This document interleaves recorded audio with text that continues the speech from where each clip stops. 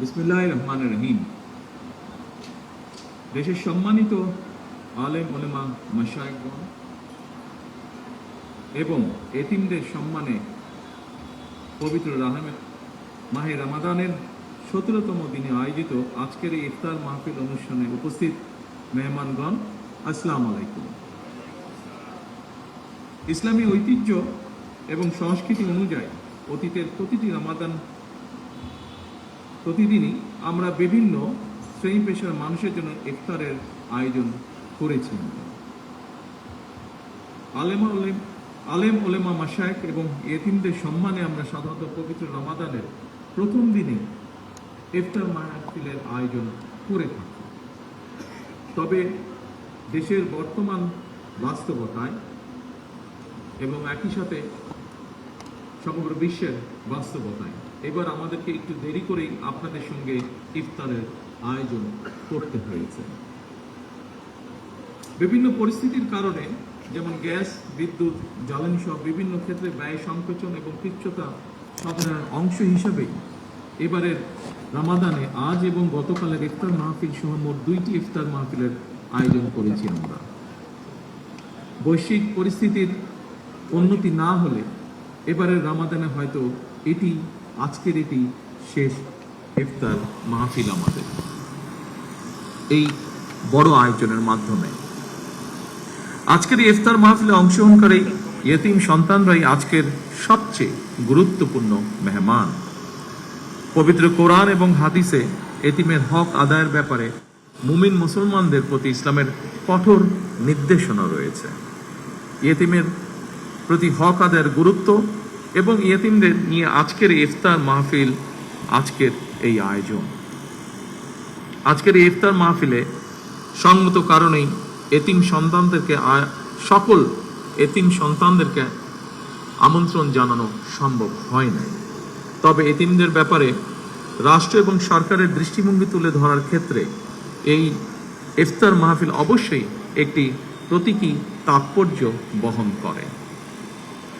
এই ইফতার মাহফিলে এতিমদের প্রতি বিত্তবানদের দৃষ্টিভঙ্গি এবং দায় দায়িত্ব পালনের ব্যাপারে একটি ইতিবাচক বার্তা দিবে বলে আমি ব্যক্তিগতভাবে দৃঢ়ভাবে বিশ্বাস করি।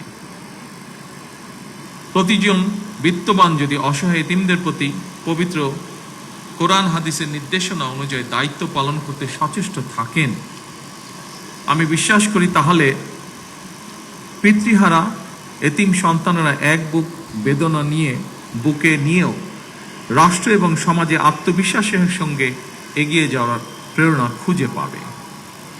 সম্মানিত সুধীবৃন্দ, পবিত্র রমাদান ত্যাগ এবং সংযমের মাস, রহমত, বরকত, সংযমের মাস। অথচ অপ্রিয় হলেও সত্য, রমাদান মাসকে আমাদের ভেতরে কেউ কেউ লোভ মাস হিসাবে বানিয়ে ফেলে। পবিত্র রমাদান মাসেও যারা অশুদ্ধ পন্থা অবলম্বন করছে, আপনাদের প্রতি আমার বিনীত আহ্বান, অনুগ্রহ করে আপনারা মানুষকে কষ্ট দেবেন না। সম্মানিত আলেম ওলেমা মাশায়েখবৃন্দ, ইসলামের 5টি ভিত্তির আরেকটি হচ্ছে যাকাত, যেটি অত্যন্ত গুরুত্বপূর্ণ।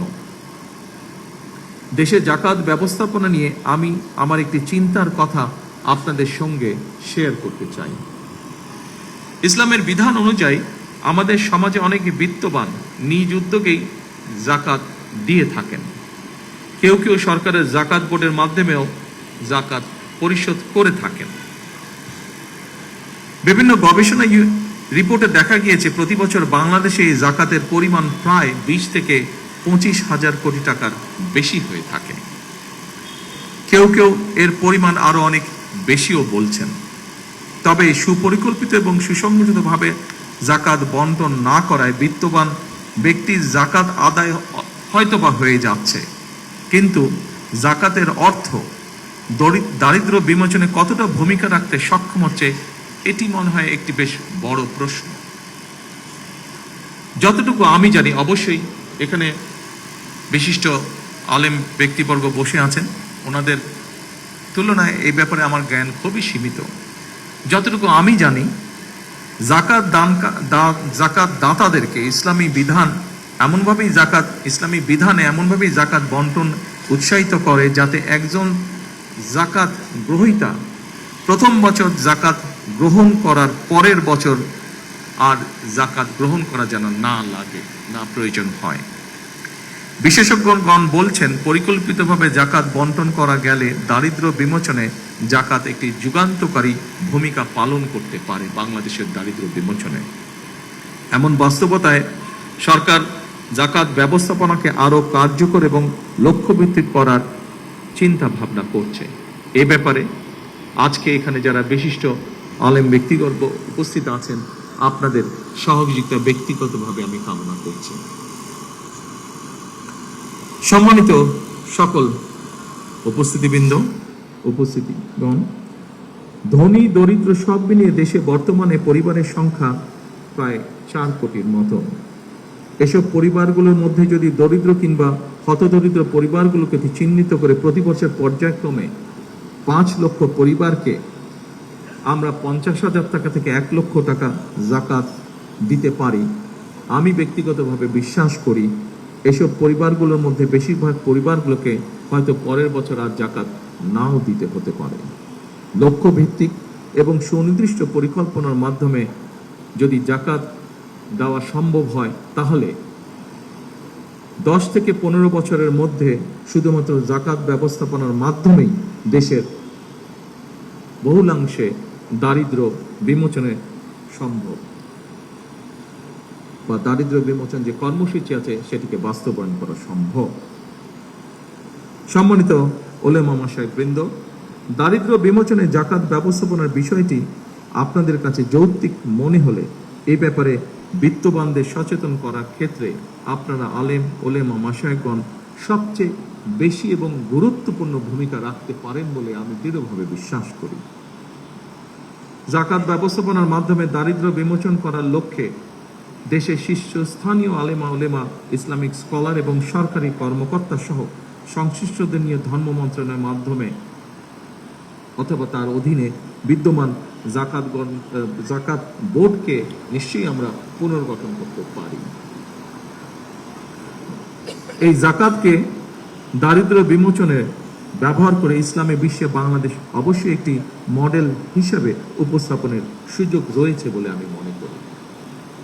সম্মানিত ওলেমা মাশায়েখ এবং আমার এতিম বন্ধুরা, পবিত্র ইফতার সামনে রেখে আমি আমার এই বক্তব্যকে আর দীর্ঘায়িত করতে চাই না। দেশ এবং জনগণের কল্যাণে নেওয়া প্রতিটি কর্মসূচি যেন আমরা সুন্দরভাবে বাস্তবায়ন করতে পারি, আল্লাহর দরবারে সেই প্রার্থনা জানিয়ে এবং আল্লাহর রহমত কামনা করে আমি আমার বক্তব্য শেষ করছি। আল্লাহ হাফেজ।